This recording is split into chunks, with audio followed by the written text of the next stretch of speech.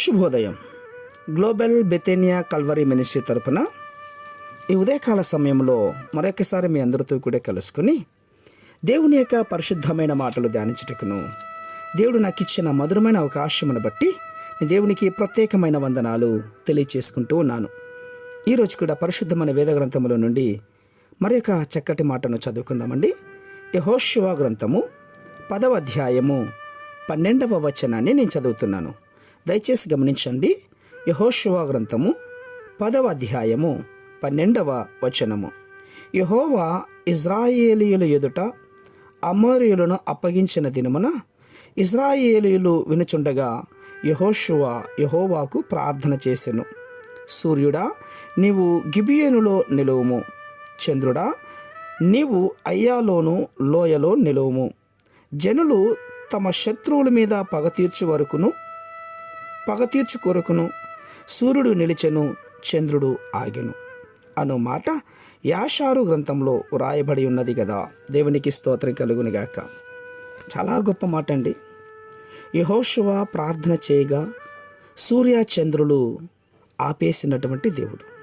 అవును, ఆయన అధికారాన్ని మనకిచ్చాడు. నా యందు నమ్మకముంచిన వారు నాకంటే గొప్ప కార్యాలు చేస్తారు అన్నాడు. నిజమే. చాలామంది అనుకోవచ్చు, ఆ దినాల్లోనే అద్భుతాలు ఉండేవి కానీ మరి ఈ రోజుల్లో ఎక్కడున్నాయండి అనొచ్చు. ప్రియులారా, ఈ దినాల్లో కూడా అద్భుతాలు దేవుడు చేస్తూనే ఉన్నాడు. అది ఆయన శక్తి ద్వారా. యెహోషువ ప్రార్థన చేసినప్పుడు అద్భుతం, సూర్య చంద్రులు ఆగిపోయారు. చూడండి, యాకోబు రాసిన పత్రిక 5:17లో ఏలియా మనలాంటి మనుష్యుడే, అయితే అతడు ప్రార్థించగా 3.5 సంవత్సరాల వర్షము కురవకుండా ఆగిపోయింది.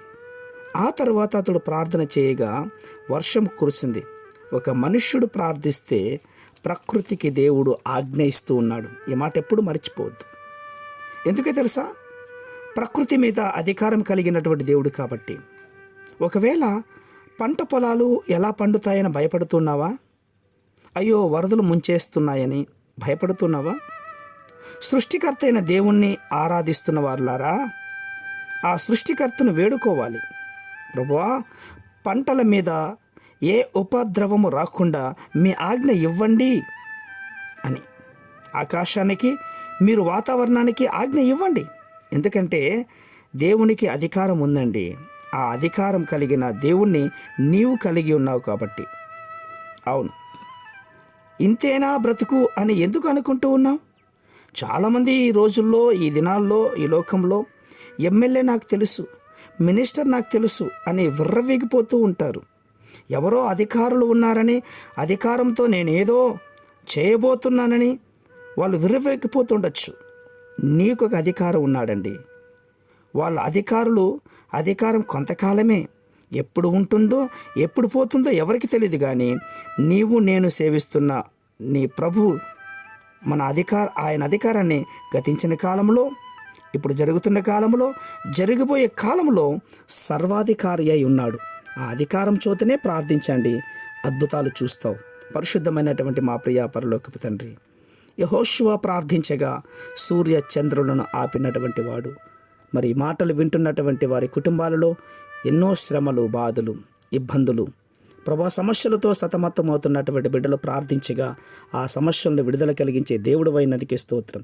ఈ శుక్రవార దినములో ఉపవాస ప్రార్థనలో ఎంతమంది అయితే మీ సన్నిధికి వచ్చి ప్రార్థిస్తారో వారందరికీ మీరు పరిపూర్ణమైన ప్రేమ చేత విడుదల కలిగిస్తున్నందుకే స్తోత్రాలు అర్పించుకుంటూ చిన్న ప్రార్థనను మా రక్షకుడిని యేసయ్య నామమున బట్టి వేడుకొని పొందుచున్నాం మా తండ్రి.